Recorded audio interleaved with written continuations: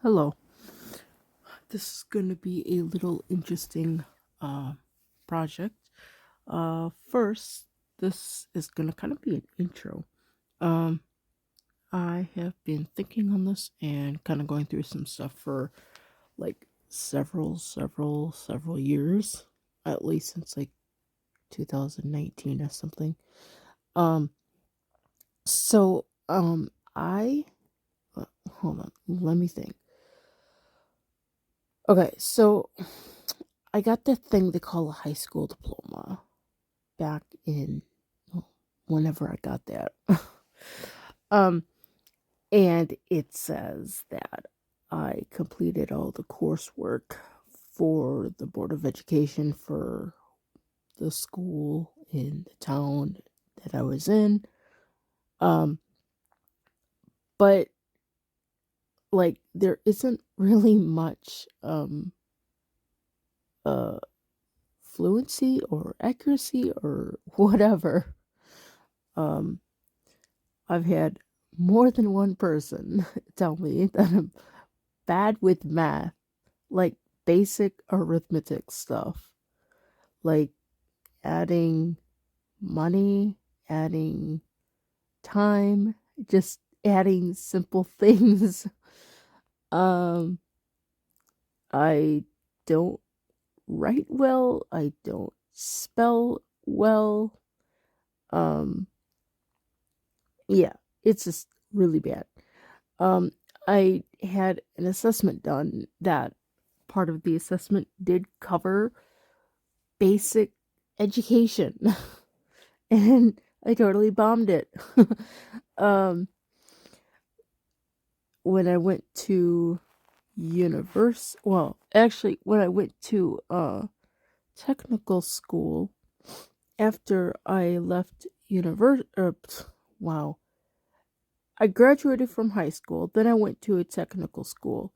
While at the technical school, those entrance exams that you gotta take, like I totally messed up on like a lot of basic parts like mathematics, reading, writing, all that stuff.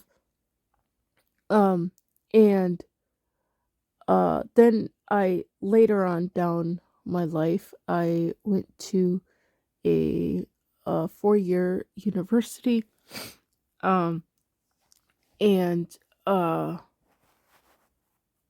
pursued a music degree, and then left in the middle of my third year for numerous reasons. But even then, there's a lot of reading and writing and maybe not so much arithmetic, but technically, if you're counting like rhythms and stuff, yeah, you have to be able to get the rhythms like divided correctly so that they land on the right beat. Yeah, it's kind of weird. Um, I don't understand fractions, but like musicians, I guess they deal with fractions a lot. And I never really understood that. Maybe that's why I could never do rhythm. Um, let me see. Um, in my when one of the years I was at the technical school, um, I had I was in intermediate algebra, which the textbook was really thick. And we were doing a section on foiling. What is it? Front, O, O is outer, I is inner, and last? I don't know. But I don't know what outer and last. It sounds the same. So who knows? Um and this kind of brings me back to a story in high school. I was in an algebra class in high school. We were working on foiling, and while everybody else was working on algebra, I'm sitting here composing a piece of music. um, yeah. Uh, so maybe that's why I'm not so good at maths, because I spend too much time in music. I don't know. Um, I didn't really have much support in um maths, music, or really anything. Like, I didn't feel like I had a lot of support from family and teachers. But I mean, they tried. They really, really tried. Um, they, you know, they kept pushing me on, and they basically produced an illiterate adult. Yeah. Um. So back to my story with the technical school.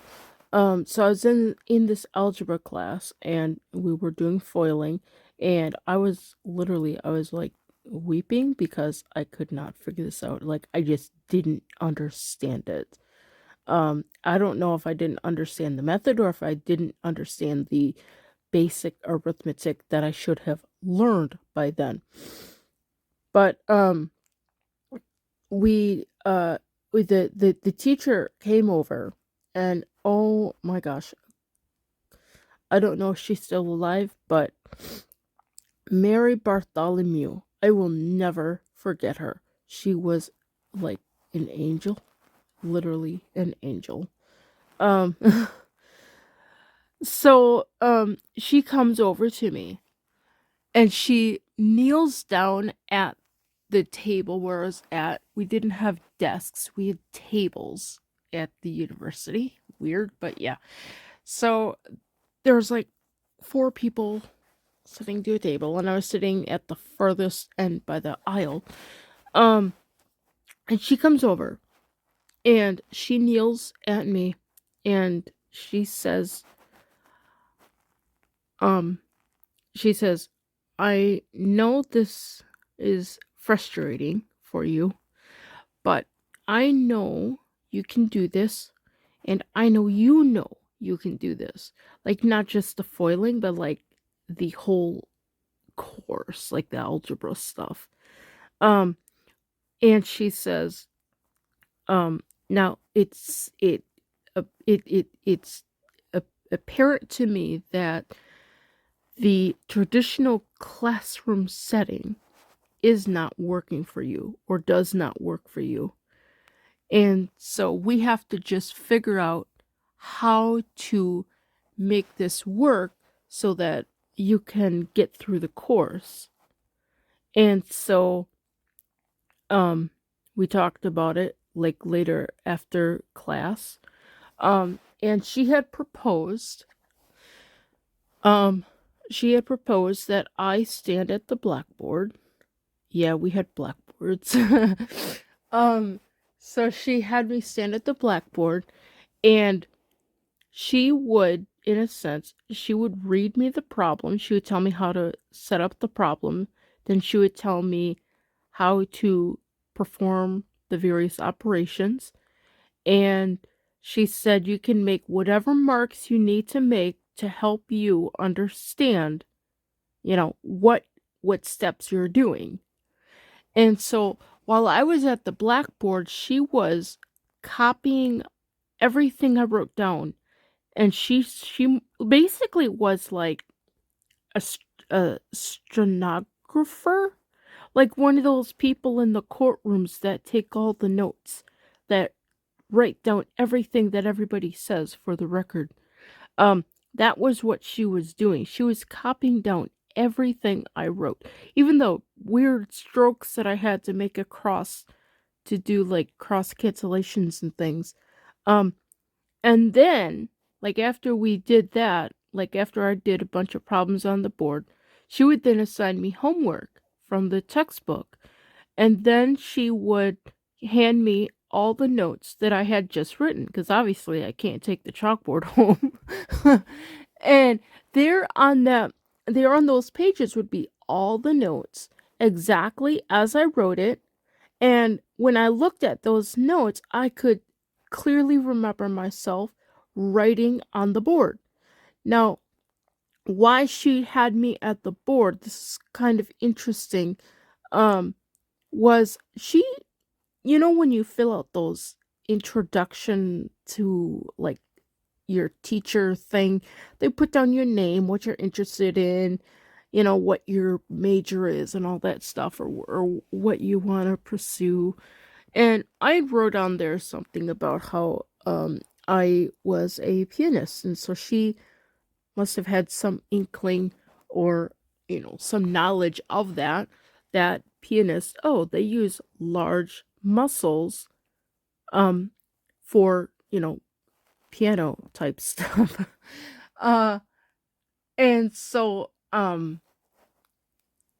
she says, well, if she's writing on the board, she could use the larger muscles of her arm to write on the board, because technically that's what you do when you write on the board. You're writing with your upper arm, um rather than the hand, whereas most people write with their hand with the pencil and pen on paper.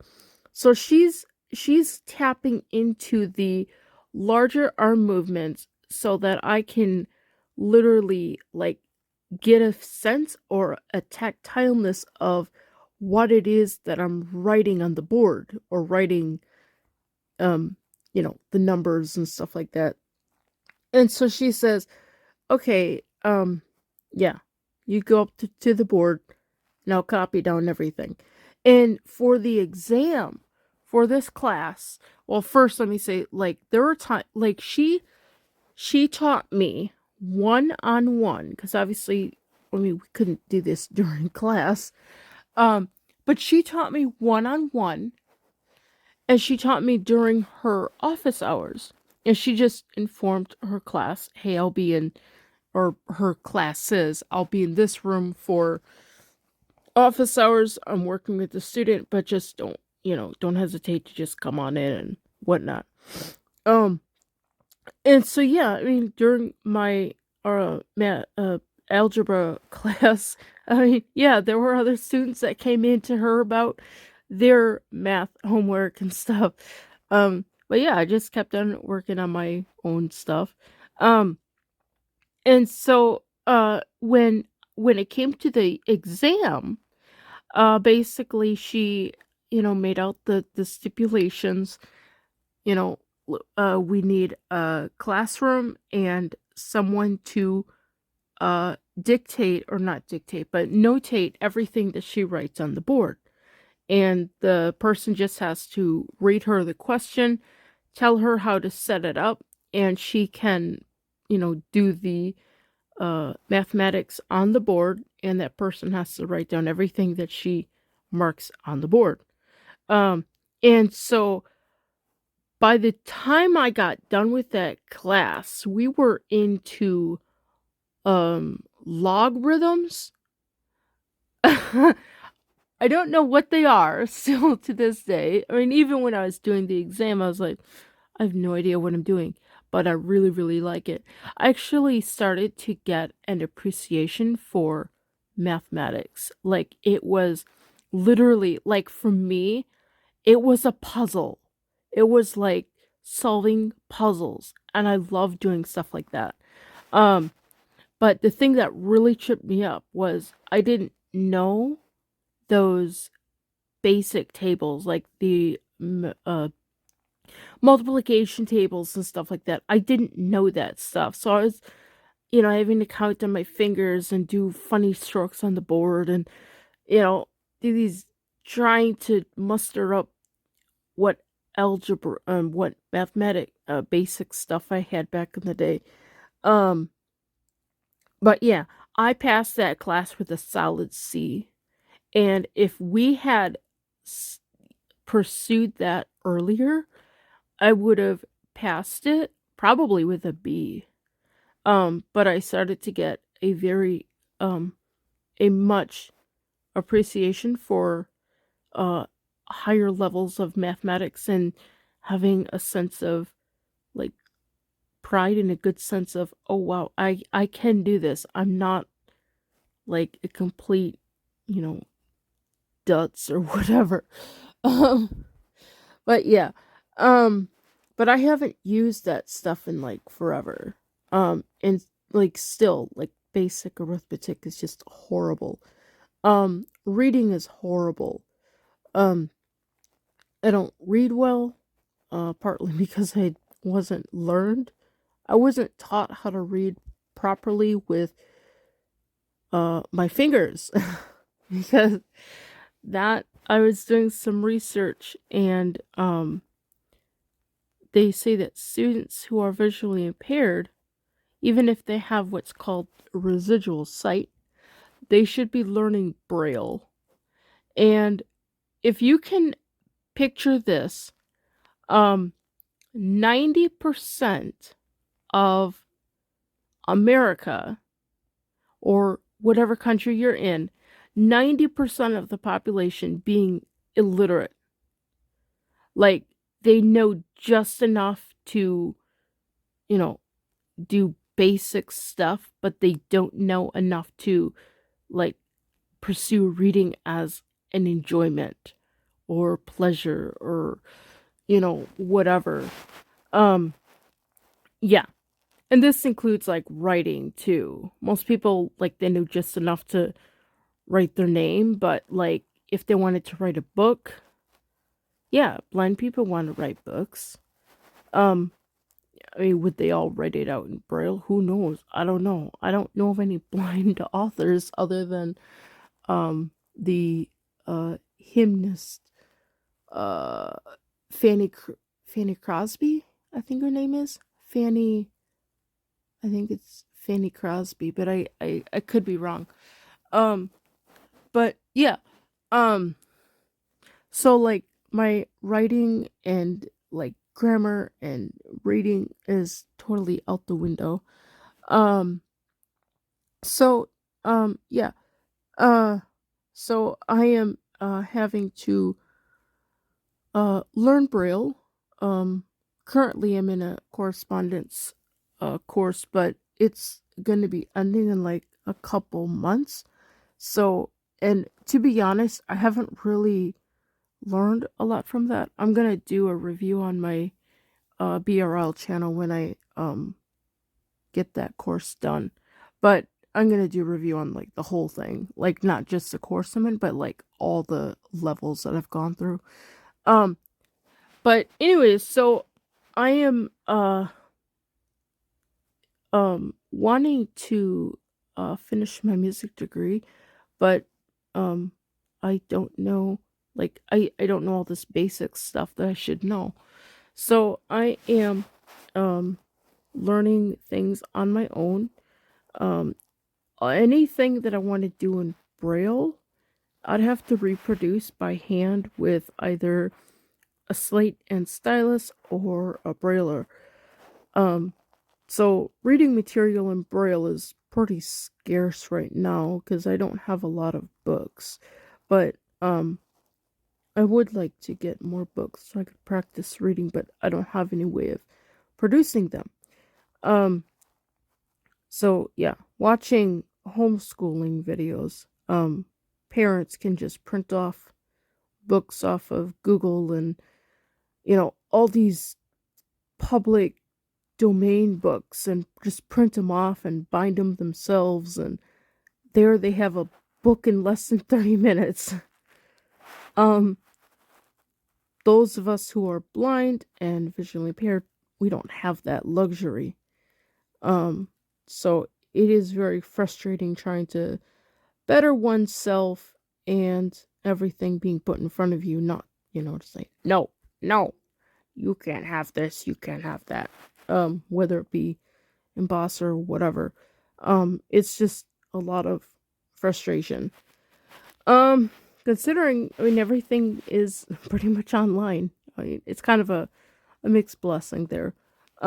So I have a whole bunch of textbooks in all sorts of areas of education. I found some botany books, which are kind of like, ooh, cool. um, so, and I got some like arithmetic books covering from like primary all the way to like past like high school, university, up to university. Yeah. Um I got some grammar books. I've got like handwriting books. I would like to work on my handwriting. Long time ago I bought the Spencerian books, but I think going off of what my my algebra teacher Mary Bartholomew said, um I should probably do more stuff on the chalkboard, um and work that way, and then get really good handwriting that way, and then move to paper. Cursive is um like, apparently, like, you know what you're writing, and I kind of get a sense, like, when I do write in cursive, like, I know what it is I'm writing. um Whereas with print or block letters, you're lifting your pen all the time, and you're kind of having to think, what did I just write? Because there's that disconnect. um and just the whole, like, understanding of how education was executed. That sounds like a bad word, but um how education was done back in the day, like with the one room schoolhouses and things like that, the multi grades, and the younger students being helped by by the elder students, the whole, like, the recitation of lessons, and things like that. I mean, there's like a lot of stuff that I'm learning from just my research into looking up on these textbooks about how lessons were taught, and it was very kind of, very fascinating.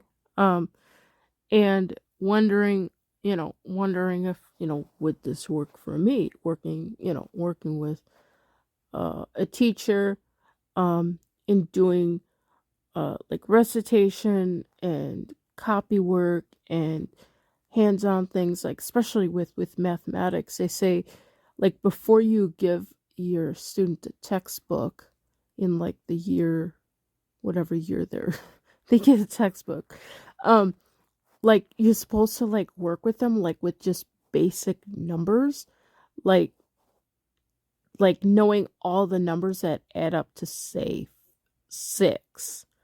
So, like, 3 and 3, and 2 and 4, and 4 and 2, 1 and 5, 5 and 1, 0 and 6, and 6 and 0. I think that's all of them. I don't know. But yeah, being able to just, like, rattle that stuff off, like, fluently, and actually really learning that stuff, um is really fascinating. And um as a note, uh I've on a group, I met a person, and I inquired with him about this, primarily with Braille, and then it kind of evolved into the other stuff, because he too saw that my math was horrible. And um and so it's kind of evolved into this really nice friendship. Um so we have, what is it, like, class, if you want to call it that, lessons, like, currently we do like an hour or two a week or something, I don't know. But he doesn't have a lot of time right now, because he's still working. But so the past few months, we've been doing a lot of discussion, like a lot of discussion. Since we've actually had a chance to get to know each other and stuff, we've done a lot of discussion. And during these discussions, I've been able to go through and actually set up, like, syllabi. I think it's syllabi. Syllabi. I don't know. Um, syllabi for various subjects, like arithmetic and stuff like that, grammar. Oh, grammar I don't have much written down, but um basically, it's kind of a way for me and him to kind of see what's being covered. And we were just kind of doing stuff all over the place, It was really hard for both of us because we didn't have like a structure. But now that we've actually discussed on this stuff and I've had time to put together um like based off the textbooks and things, like not detailed, but just enough to say, okay, like number one, we're going to work on this book for these pages and this book for these pages or lessons. Um, and once that's done, like master, then we're going to move on to the next set of items, like, whether if it's combinations of eights. And then once you master that, you move to the combinations of nines. And then once you master that, you move to the combinations of tens. Um, so, and then like for the later books are obviously labeled by like sections. That's one of the interesting things too is when I was going through these arithmetic books, making these syllabi, um, I noticed that there was a constant pattern that they first dealt with, like, they called it numeration, where I guess the student learns the spelling and counting of numbers, and then, like, later they learned about place value and Roman numerals and stuff like that. Um, and then they moved into, like, the four basic operations: addition, subtraction, multiplication, and division. And these would be like, they wouldn't be taught like separately, but they would be taught together. Like the addition and subtraction would be taught together, and then the division and the multiplication would be taught together. Um, because they're they're they're like the inverse. um, and then like after you get through all that, then you get into like fractions and stuff that I totally have no idea what it is. Fractions, percentages, and like really, some of the books cover things like taxes and discounts and all kinds of like really deep stuff. I mean, this is like fifth grade books. Oh, that's the other interesting thing when I was learning about like how education was done. They didn't necessarily have grade levels like first grade, second grade, or first year, second year, but it was all primarily like based on the book. Like, um, let's say like Ray's Arithmetic. That's really, really popular among homeschooling families. Ray's Arithmetic. So like you would do like there's some preparatory work which I found out in the eclectic manual of methods for teachers. Um, and there's like that first year where you actually have to work with concrete items for numbers 1 up to 10. I guess you can include 0, but yeah, so like you're working with concrete items and you're just basically working with adding and subtracting how many numbers, like which numbers adding combined to make up another number. So under like breaking down how numbers work. Um and I didn't know, like, I totally, like, I did not know that. um, but, like, once you get into, like, actual Ray's books, for example, you would start out with, like, the primary book, and it would have, like, your counting balls or marbles, and then you'd have to, like, your higher numbers up to 20, 30, 40, and on up to 100. And then they got like writing work where you have to read the number and then you have to write the number. And then you have to um, read the figures and then you have to write out the numbers in word format, or else you could just read the figures and see if you could read the figures. They've got things like reverse numbers like 12 and 21, um, 28 and 82, things like that. Um, and then like there'd be like oral lessons. And so like you'd work through this book And after the addition, subtraction, multiplication, and division, which would only go up to like 20, I think. I don't know. Um, they'd have like these exercises, and then they'd have these tables, and then you'd have like it's kind of interesting. They call them promiscuous problems. um which is like, whoa, that's interesting, because I usually think of promiscuous as like um something, I don't know, like, I don't want to say dangerous, but kind of daring. That's what I think of when I think of promiscuous. I'm assuming the word has more than one meaning. But yeah.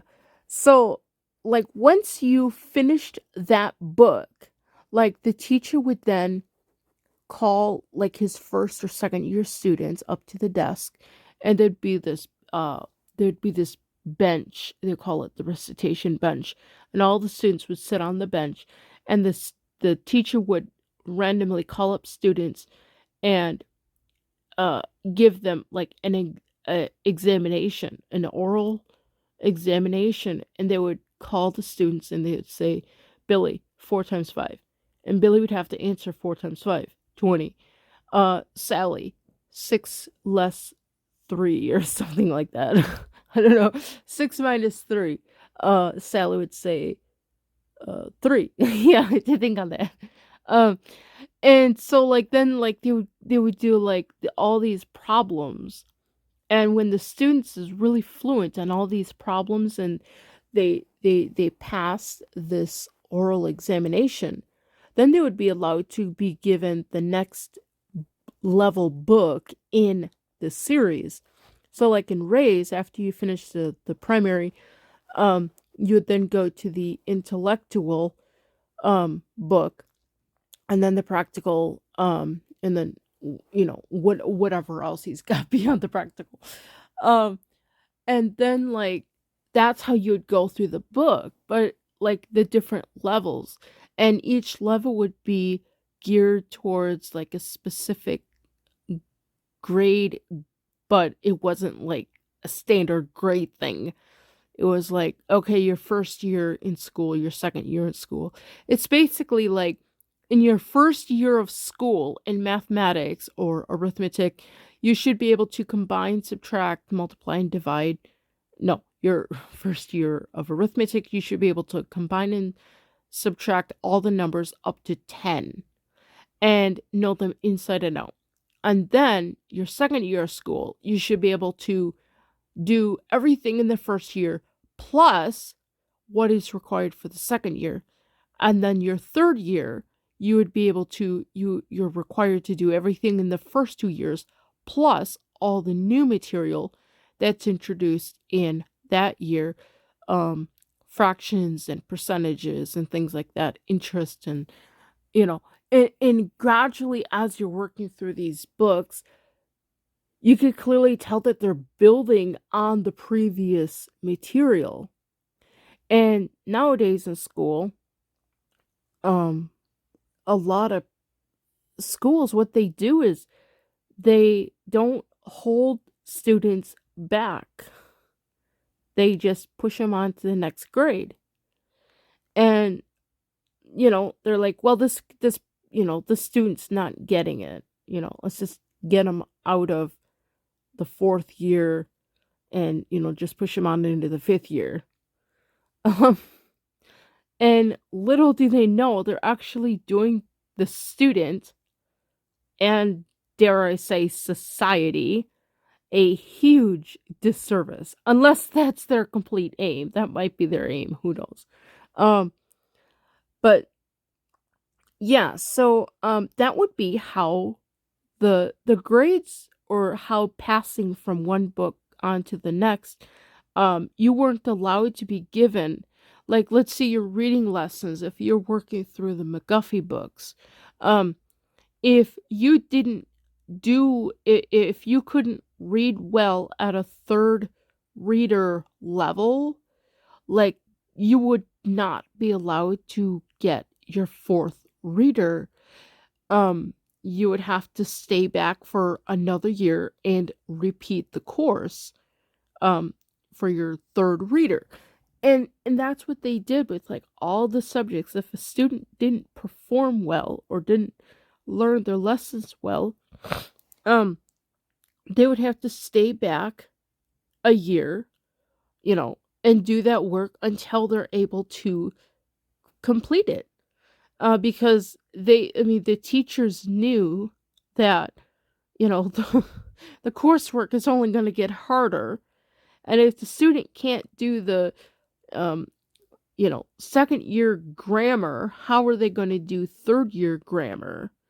You know, um, so there was definitely um, a lot of good things that was done. I mean, uh, it sounds like they didn't have homework either. Like, because a lot of the students had um chores and like physical labor. They were doing housework and farm work on the property. Um, they didn't have a lot of time for busy work. um, and so they they had to finish, like, if they had to do 3 lessons in arithmetic, they had to get those lessons done during the school day. Um, and that was, from my understanding, that's what it sounded like. While the teacher was instructing a new lesson or new material for one of the grades, all the other students would be at their desks doing um not classwork, but they call it seat work, which is basically like written work. They'd be working on penmanship, they'd be working on arithmetic, and it would just be quiet stuff that they would be working on.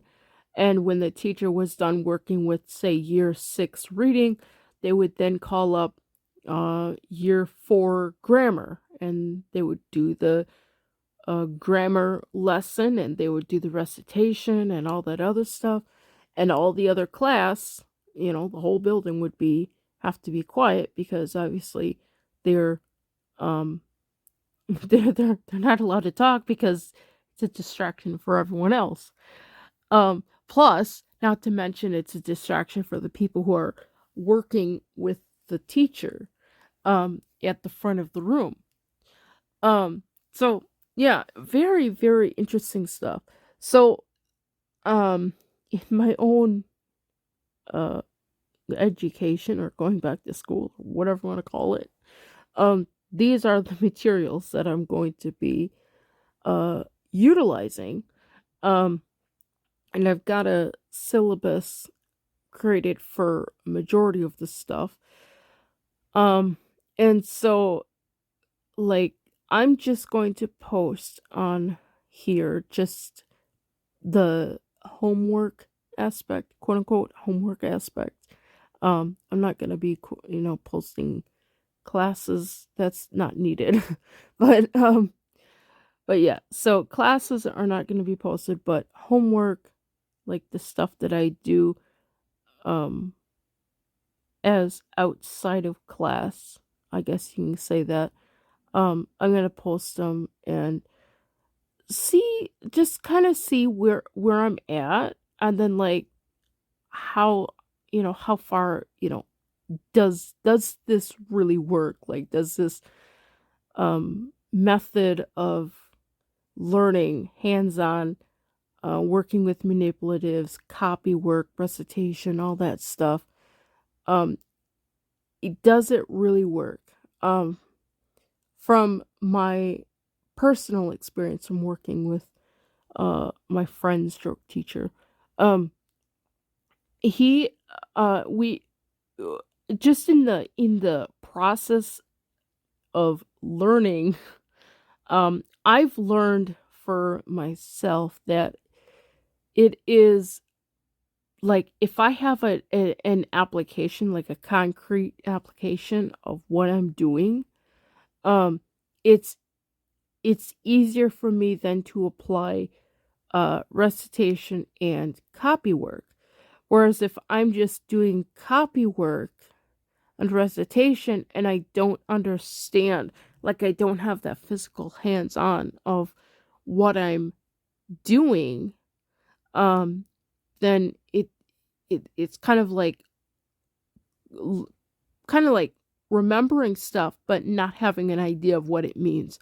It's kind of like learning a language um and not having a clue what it is that you're saying in that language, whether it be Spanish, French, Latin, whatever. Um so yeah. So right now, well, I'll I'll go into that later. But yeah, basically that's a long introduction and a long history. Um Let me see. I'm trying to think if I could dig up anything from when I was at university. When I went to music school, I don't remember much, but I remember some stuff. One lesson with my piano professor, he wanted me to lift my hand to the piano. And this is something I totally had no idea because I'm mostly self-taught. Um, so I would just pick up I just put my hand on the piano. He says, "No, I want you to lift your hand to the piano." I was like, "What the heck are you talking about?"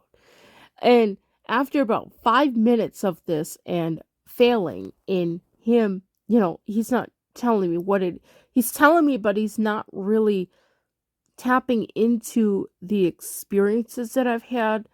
Um, he's just telling me to lift my hand, and I'm just putting my hand on the piano. He's like, "No, I want you to lift your hand." And what he was referring to was he wanted me to engage the upper arm muscles to physically lift the hand. So like if you have your arm limp at your side, you just shake it out, get out all the tension, and you just engage the upper arm muscles, and you leave everything else relaxed and you don't put force on it. If you actually do that, you'll notice your hand will be nice and loose and it'll hang from the wrist, and then you could just put it on the piano and, start doing your thing. But the thing that got me to understand what he was trying to get at was he says, "Okay, pretend you're lifting a bucket of rocks." And it says, "Oh, I've done that. I've lifted something really heavy." And of course, you can't lift something really heavy if you're just using your wrist or forearm. You got to use your upper arm and your back muscles. So, yeah, from that, it kind of gave me an insight. Oh, this is what he's talking about. Um, and so things like that, experience like working, like being able to tap into experiences, um, I think as a teacher is important to get information across to students. Otherwise, there's not going to be a lot of um, learning going on. It's just going to be teachers and students frustrated because they're not understanding each other. Um, so yeah, and like my conducting class was the same way. Of course, that's like a whole nother ball of wax. But yeah, I totally bombed conducting. um, but yeah, um, I had a lot of stuff going on at university that was just more than I could deal with. Um, but yeah, so this is basically just gonna be uploads of my personal private education, just the homework aspect. I'm not doing classes or anything, but just the homework aspect, just to kind of see, you know, what I can improve on. Um and I'm going to do like I'm just going to go through textbooks in the next couple videos. I'm going to go through textbooks and just do a general overview of where my education is at in relation to these textbooks that I have found out off the internet. So, if you want to subscribe, like, share, whatever, feel free. Okay,